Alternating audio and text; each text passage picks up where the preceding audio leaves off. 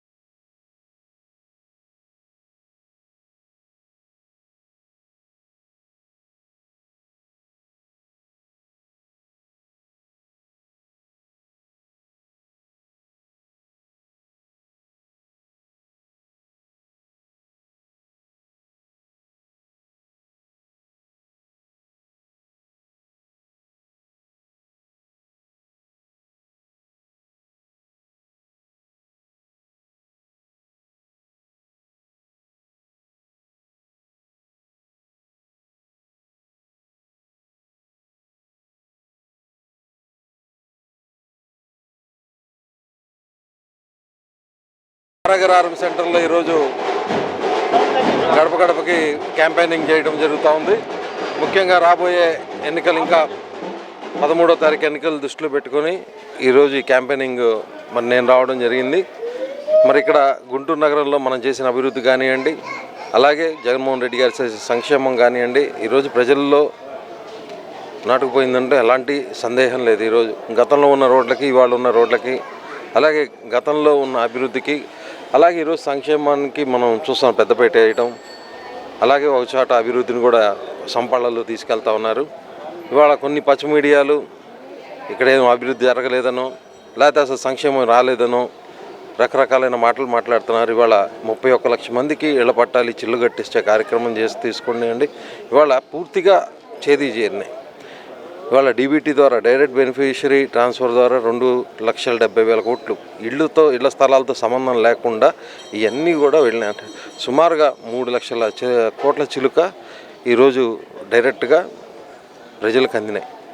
ఇవాళ వాళ్ళు దానికి సమాధానం చెప్పకుండా వాళ్ళు ఎంతసేపటికి తెలుగుదేశం కానివ్వండి, జనసేన కానివ్వండి, వాడిని తిట్టే కార్యక్రమం, వీళ్ళు తిట్టే కార్యక్రమం, అలాగే ఏదైనా ఒక మంచి కార్యక్రమం తీసుకుంటే దాన్ని ఇంకా ప్రజల్లోకి వెళ్ళలేదు. మంచి కార్యక్రమం ల్యాండ్ టైటిలింగే తీసుకుందాం, ఇలాంటి వాటి మీద దుష్ప్రచారం చేయడం.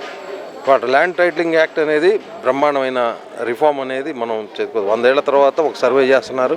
ఆ సర్వే ప్రకారం రాళ్ళతో పాడుతున్నారు. ఆ రాళ్ల ప్రకారం ఈరోజు జియో ట్యాగింగ్ చేసుకుంటున్నారు.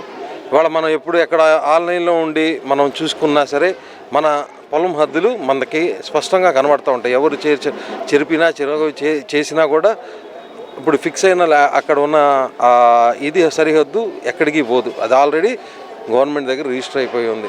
అలాగే దొంగసారి 18వ డివిజన్లో ఈరోజు ప్రచారం బాగా జరుగుతుంది. బాగా అపూర్వ స్వాగతం చెప్తున్నారు. మనం అందరూ 100% ఓట్స్ మనకి ఫ్యాన్ గుర్తుకి వేసేటట్టు మన రజనీ గారిని, మన కిలార్ రోసే గారిని ఇద్దరిని గెలిపించేటట్టు అందరూ బాగా స్వాగతం పలికి మేము ఖచ్చితంగా దానికే వేస్తాము, మనకు పథకాలన్నీ అందుతున్నాయి, పాలన కూడా బాగా ఉంది అని చెప్తున్నారు.